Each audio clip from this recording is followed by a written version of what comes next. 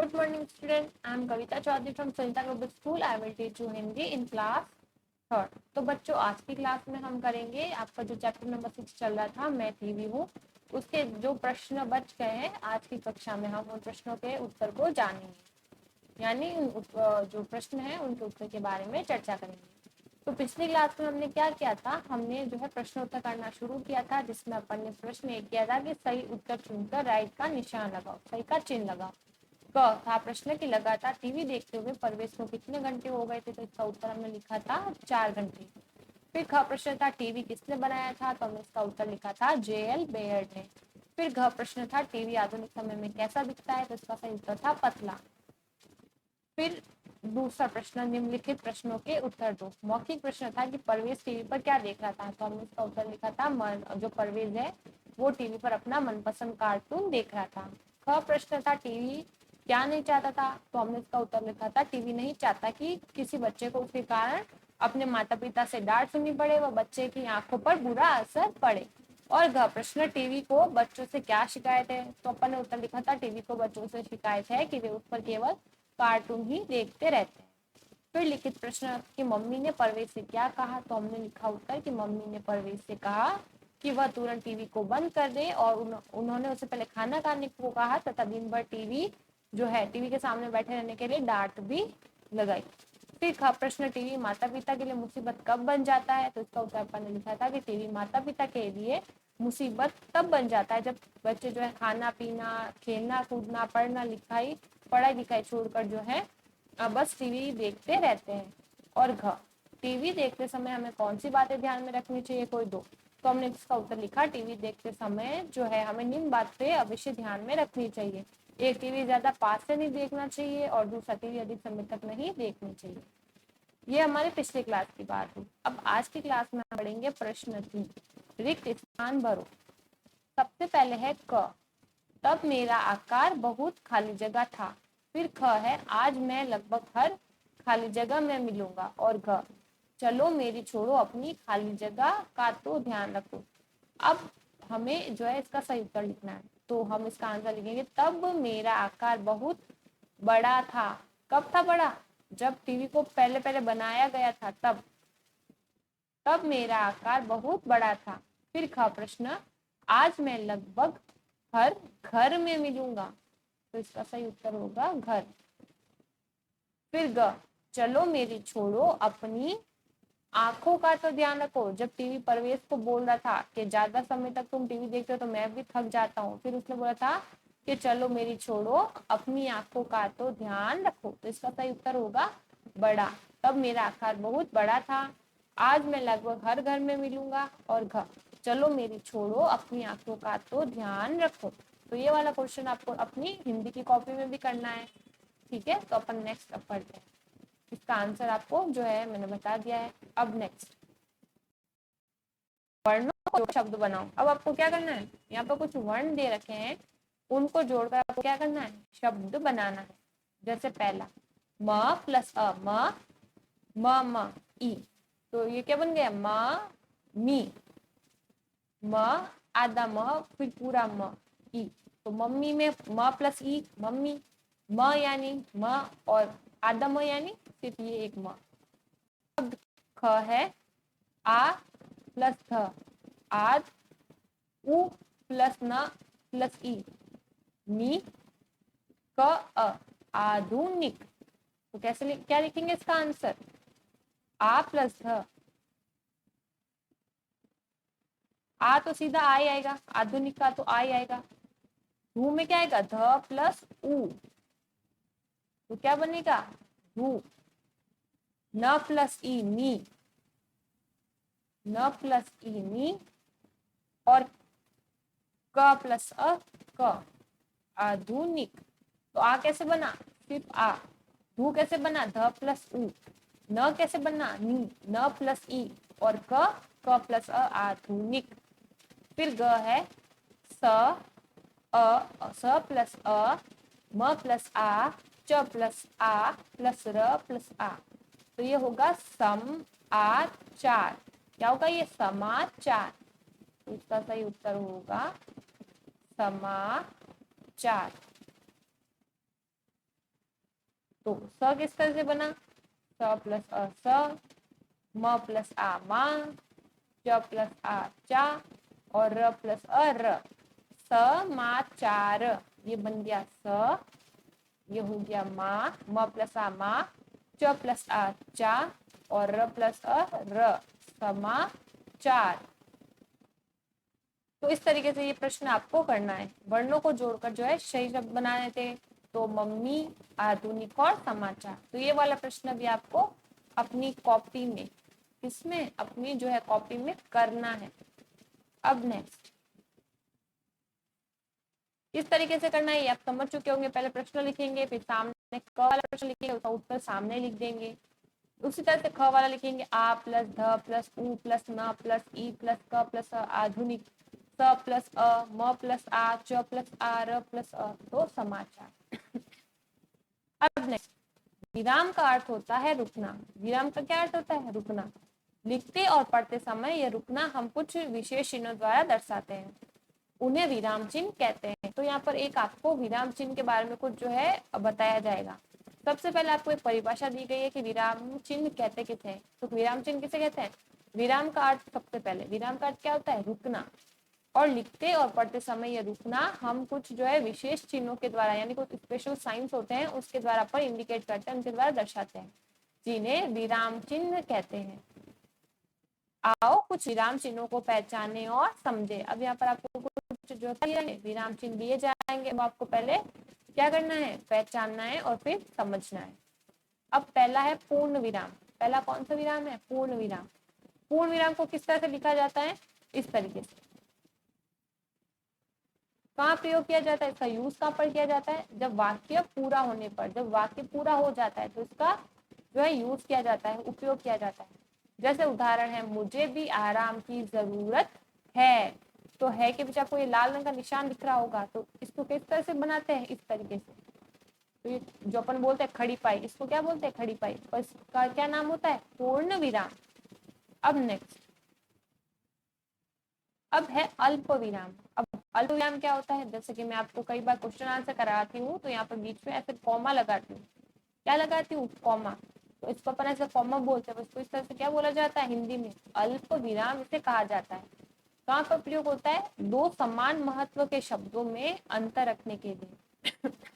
यानी समान महत्व के शब्द कैसे, जैसे फिल्में और कार्टून क्या हो गई, दोनों ही हमारा मनोरंजन करते हैं, तो ये क्या है, समान शब्द है। मैं तुम में फिल्में, कार्टून, तो फिल्में के बाद क्या लगाया गया, अल्प विराम, यानी कॉमा का निशान लगाया गया। तो ये क्यों लगाया गया है, दो समान महत्व के शब्दों में अंतर रखने के लिए। तो मैं तुम्हें फिल्में, कार्टून व गाने दिखाता हूँ। अब नेक्स्ट, प्रश्न सूचक चिन्ह। क्या है, प्रश्न सूचक चिन्ह यानी क्वेश्चन मार्क का चिन्ह। किस तरह से लिखा जाता है इसे, इस तरीके से। कब लगाया जाता है, इसका प्रयोग कब किया जाता है वाक्य में, जब प्रश्न पूछने वाले वाक्यों के अंत में, है ना, जब अपन क्वेश्चन आंसर पढ़ते हैं, अपन से क्वेश्चन पूछे जाते हैं, तो एंड में क्या होता है, प्रश्न होता है। तुम कब से टीवी देख रहे हो, यानी आपसे क्वेश्चन किया गया है कि तुम कब से टीवी देख रहे हो। तो यहाँ पर हमने किसका यूज किया, प्रश्नवाचक चिन्ह का, यानी प्रश्न सूचक चिन्ह का। अब अगला है विस्मय बोधक चिन्ह। अगला क्या है, विस्मय बोधक चिन्ह। ये किस तरह से लिखा जाता है, एक डंडी और उसके नीचे एक बिंदी। ये क्या होता है, विस्मय बोधक चिन्ह। कहाँ आता है, आश्चर्य में, जब अपन आश्चर्य करते हैं, हैरान हो जाते हैं तब। हर्ष यानी खुशी में, शोक यानी दुख में, आदि भाव प्रकट करने के लिए करने वाले शब्दों के बाद, है ना। ऐसे कोई हंसी का शब्द हो, खुशी का शब्द हो, यानी जो है सॉरी, कहने का मतलब मेरा ये है कि हंसी खुशी के भाव के बाद में, उन भावों को प्रकट करने वाले शब्दों के बाद में जो है अल्प यानी विस्मय बोधक चिन्ह का उपयोग किया जाता है। क्या होता है विस्मय बोधक चिन्ह, इस तरह से लिखा जाता है। अब उदाहरण, वाह कितना सुंदर दृश्य है, यानी आश्चर्य है। वाह क्या है, वाह अपन बोलते ना कि वाह क्या, कितना सुंदर दृश्य है, तो ये हमारा आश्चर्य है। तो आश्चर्य के बाद हमने क्या लगाया, विस्मय बोधक चिन्ह। अब अगला है उद्धरण चिन्ह। उद्धरण किस तरह से बनाया जाता है, जैसे कोई शब्द है, जैसे मैंने लिखा सुबह। क्या लिखा मैंने, सुबह। तो इसको मैंने उद्धरण चिन्ह से क्या किया है, एक उद्धरण चिन्ह यहाँ और दूसरा यहाँ लगाया है। उद्धरण चिन्ह कैसे होता है, पहला इस तरह से होगा और दूसरा इस तरीके से होगा।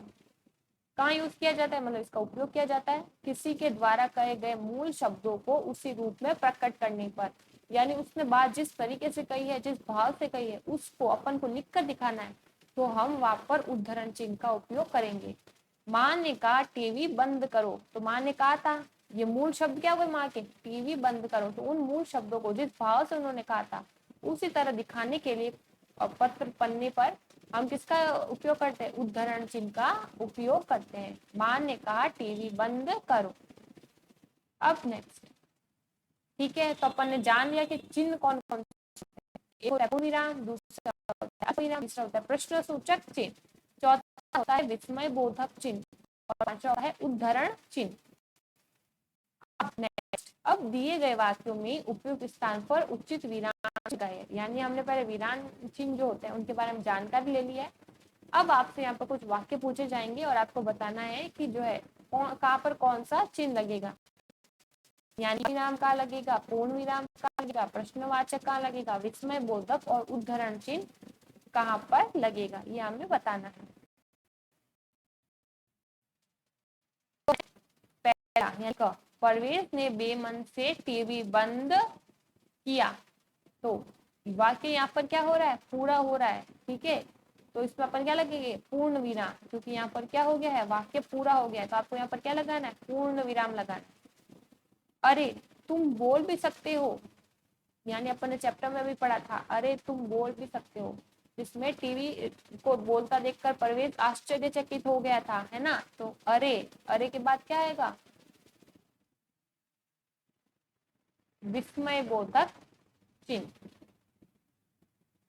इसको विस्मय बोधक चिन्ह कहते हैं, जैसे मैं आपको यहाँ पर दिखा देती हूँ, है ना। इसको क्या बोलते हैं, विस्मय बोधक चिन्ह। अब घ, क्या तुम मेरे बारे में जानते हो, तो यहाँ पर क्या आएगा, क्या तुम मेरे बारे में जानते हो, यानी यहाँ पर क्वेश्चन मार्क, प्रश्न पूछ रहा है कि क्या तुम मेरे बारे में जानते हो, तो यहाँ पर कौन सा चिन्ह लगेगा, प्रश्न सूचक चिन्ह। फिर घ है, माँ ने कहा तुरंत टीवी बंद करके खाना खाओ।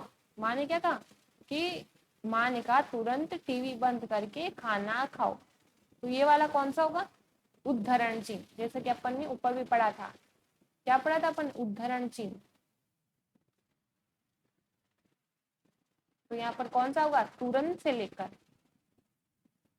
उद्धरण चिन्ह खाओ तक, यानी माँ की जो मूल बात थी वो क्या थी, कि तुरंत टीवी बंद करके खाना खाओ। तो उस बात को अपन लिखेंगे, तो उस बात को किस तरह से अपन हाईलाइट करेंगे, किस तरह से दिखाएंगे पेपर में, उसके लिए अपन ने उद्धरण चिन्ह का यूज किया। कहाँ पर किया, तुरंत टीवी बंद करके खाना खाओ। और अगला है, टीवी पर हम फिल्में, कार्यक्रम व मैच आदि देखते हैं, तो यहाँ पर कौन सा लगेगा, अल्प विराम का चिन्ह।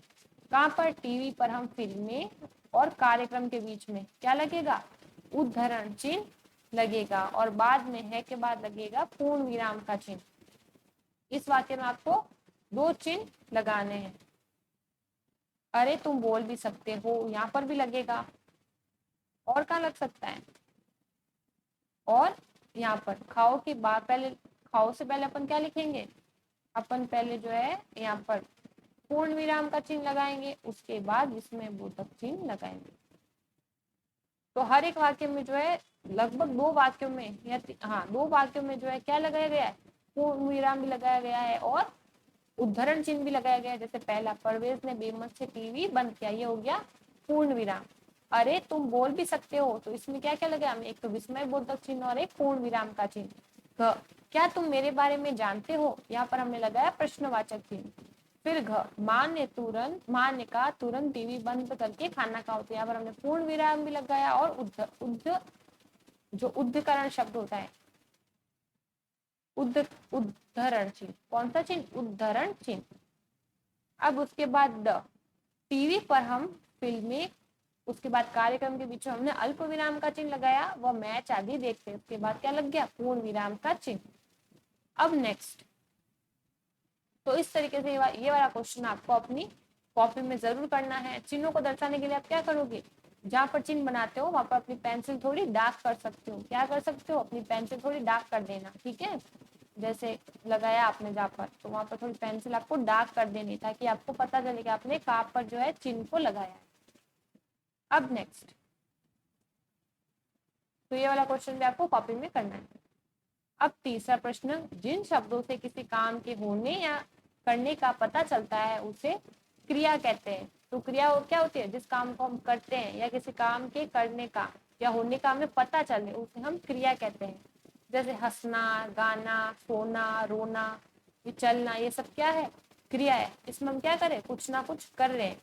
अब पाठ में से 5 क्रिया छाट कर लिखो। अब हमने जो पाठ पढ़ा था मैं टीवी हूँ, उसमें अपन ने जो है 5 क्रियाएं पढ़ी है, वहां से पाठ से छाट कर हमें लिखनी है।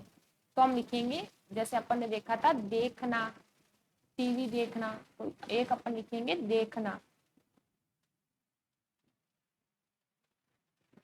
खाना, यानी खाना को, भोजन को खाना।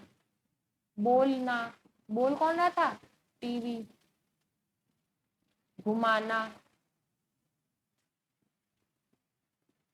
और डांटना। घुमाना कहाँ यूज होता है, जब अपन बोलते कि टीवी देखते और घूमते नहीं है। तो पाठ में से 5 क्रियाएं शब्द छाट कर लिखने थे, देखना, खाना, बोलना, घुमाना और डांटना। तो ये वाला क्वेश्चन आपको अपनी जो है बुक में ही करना है, इसे नोटबुक में नहीं करना, ठीक है। तो ये वाला क्वेश्चन आप सिर्फ बुक में ही करेंगे। अब नेक्स्ट, कल्पना के पंख क्या है। क्वेश्चन यहाँ पर पूछा गया है कि अगर, क्वेश्चन क्या पूछा गया है कि अगर जो है टीवी ना होता तो, यानी कि आपको बताना है कि अगर जो है हमारे घर में टीवी नहीं होता तो क्या होता, या फिर अगर जो है टीवी का आविष्कार ही नहीं होता, टीवी बनता ही नहीं तो क्या होता। तो हम इसका उत्तर लिखेंगे कि जो है हमें पहले ये वाला जो ऊपर वाला आंसर है मैं ये इरेज कर देती हूँ। तो अपन क्या क्या लिख सकते हैं, 4 पॉइंट्स अपन लिख सकते हैं कि हमें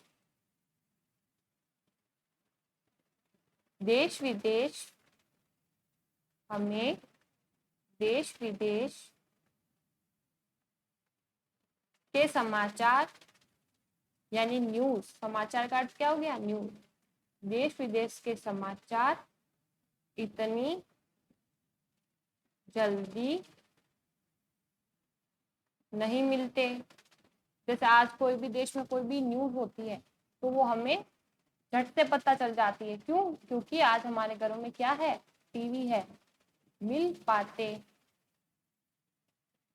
फिर एक हम लिख सकते हैं, हम ज्ञान विज्ञान की, हम ज्ञान विज्ञान की जो है जानकारियां, या फिर चित्रात्मक जानकारी, यानी जो फोटो वाली जानकारियां अपन को पता चलती है, अपन देखते कोई चीज को देख कर पढ़ते तो वो हमें जल्दी समझ आती है। तो चित्रात्मक जानकारियां, चित्रात्मक जानकारियां देख पाते, चित्रात्मक जानकारियां देख व जान पाते। देख एवं जान नहीं पाते, देख एवं जान नहीं पाते। फिर नेक्स्ट अपन लिख सकते हैं कि एक मनोरंजन, यानी अपन जो मनोरंजन करते हैं टीवी को देखकर, मनोरंजन हेतु अन्य साधन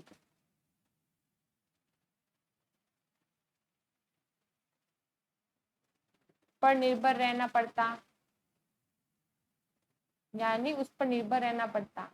किस पर, बच्चों का जो है मेन मनोरंजन का साधन क्या है, टीवी। अगर टीवी नहीं होता तो मनोरंजन हेतु अन्य साधन पर निर्भर रहना पड़ता। एक अपन लिख सकते हैं कि नित्य नवीन जो है जानकारियां जो होती हैं, यानी रोज नई नई जानकारी आती रहती है, नित्य नवीन जानकारियां, ये क्या है, क, नित्य नवीन जानकारियां, नित्य नवीन जानकारियां सुलभ नहीं होती, यानी सुलभ यानी क्या, आसानी से नहीं मिलती हमें या मिलती नहीं। नित्य नवीन जानकारियां सुलभ नहीं होती, सुलभ नहीं होती। तो प्रश्न था कि अगर टीवी ना होता तो क्या होता। तो पहला हमने लिखा कि देश विदेश के समाचार इतनी जो है जल्दी ना मिल पाते। दूसरा हमने लिखा कि हम ज्ञान विज्ञान की चित्रात्मक जानकारी देख व जान नहीं पाते। तीसरा हमने लिखा कि मनोरंजन हेतु अन्य साधन पर निर्भर रहना पड़ता। और चौथा हमने लिखा नित्य नवीन जानकारियां सुलभ जो है नहीं हो पाती, यानी मिल नहीं पाती। तो पढ़ता के पीछे हम क्या लिखेंगे? अंडरलाइन, यानी सॉरी पूर्ण विराम। क्या लगेगा? पूर्ण विराम। तो पहला हो गया हमें देश विदेश के समाचार इतनी जल्दी ना मिल पाते, हम ज्ञान विज्ञान की चित्रात्मक जानकारियां देख व जान नहीं पाते, मनोरंजन हेतु अन्य साधन पर निर्भर रहना पड़ता और नित्य नवीन जानकारियां सुलभ नहीं होती। और ये प्रश्न भी आपको अपनी नोटबुक में करना है, यानी अपनी जो हिंदी की कॉपी है उसमें ये वाला क्वेश्चन आपको करना है, क्योंकि अपन ने ये इतना बड़ा क्वेश्चन लिखा है। ठीक है, क्वेश्चन भी अच्छा है कि अगर टीवी ना होता तो क्या होता, तो उसके बारे में अपन ने लिख दिया कि टीवी नहीं होता तो ये चीजें हो सकती थी। तो ये वाला क्वेश्चन आपको कॉपी में करना है। आंसर मैंने यहाँ पर आपको लिखवा दिया है। ठीक है, अब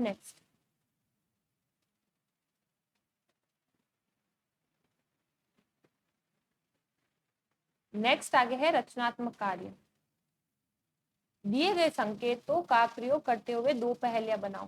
संकेत क्या है? रंग, बोली, रहने का स्थान, पहियों की संख्या, किसका बना है आदि। उदाहरण क्या है? यानी पहेली है काली सफेद धारी मेरी, नाम बताओ करो ना देरी। तो उत्तर क्या हो गया इसका? ज़ेब्रा। एक यहाँ पर पहली पूछी गई थी कि काली सफेद जो है धारी मेरी, नाम बताओ करो ना देरी, तो इसका उत्तर क्या हो गया? ज़ेब्रा। जो ज़ेब्रा होता है वो व्हाइट कलर का होता है, उस पर क्या होती है? काली जो है धारियां होती है, लाइन्स होती है। और यहाँ पर कुछ पहेलियां बनानी है कि दिए गए संकेतों का प्रयोग करते हुए दो पहेलियां बनाओ। रंग से, बोली से, पहनने का और रहने का स्थान और पहियों की संख्या, किसका बनाया दी। तो ये वाला क्वेश्चन अभी अपन को नहीं करना है, आपको सिर्फ कहाँ तक करना है? अगर टीवी ना होता तो क्या होता। और जो क्रिया वाला क्वेश्चन है वो सिर्फ आपको बुक में करना है। बाकी आज की क्लास में अपन ने जो भी क्वेश्चन किए वो आपको अपनी कॉपी में करने हैं। और ये जो चिन्ह वाला है, इतना बड़ा जो चिन्ह की जानकारी दी गई है, ये वाला आपको नहीं करना है। ओके, ये वाला आपको जो है क्वेश्चन नहीं करना है। आपको क्या करना है? सीधा इतना जानकारी के बारे में लिखना, सीधा ये पूर्ण विराम क्वेश्चन लिखना है। वाक्यों में उपयुक्त स्थान पर उचित चिन्ह लगाइए। अब जो है इसमें आप काट देना। ठीक है, जब क्वेश्चन लिखो तो अब जो है वो काटना है आपको। सीधा क्वेश्चन लिखोगे, दिए गए वाक्यों में उपयुक्त स्थान पर उचित विराम चिन्ह लगाइए। इस तरीके से आपको ये वाला क्वेश्चन अपनी कॉपी में करना है। अब नहीं लिखना है, बाकी पूरा सेंटेंस लिखना है।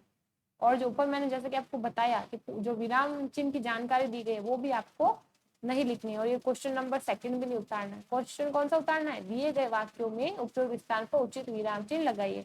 और अब जो है आगे लिखा हुआ वो काटना। इस तरीके से आपको क्वेश्चन आंसर करने हैं। उम्मीद करती हूँ आपको क्वेश्चन समझ आ गए होंगे, किस तरह से आपको क्वेश्चन आंसर करने हैं ये भी समझ आ गया। और इसका उत्तर जो मैंने आपको बताए हैं और पाठ की जो सीख है वो भी आप याद रखोगे कि हमें सिर्फ टीवी पर अपने मनोरंजक कार्यक्रम ही नहीं देखने चाहिए, हमें ज्ञान बढ़ाने वाले ज्ञानवर्धक कार्यक्रम भी देखने चाहिए। तो बच्चों आज की क्लास में इतना ही, मिलते हैं अगली क्लास में। तब तक के लिए घर पर रहिए, सुरक्षित रहिए। धन्यवाद।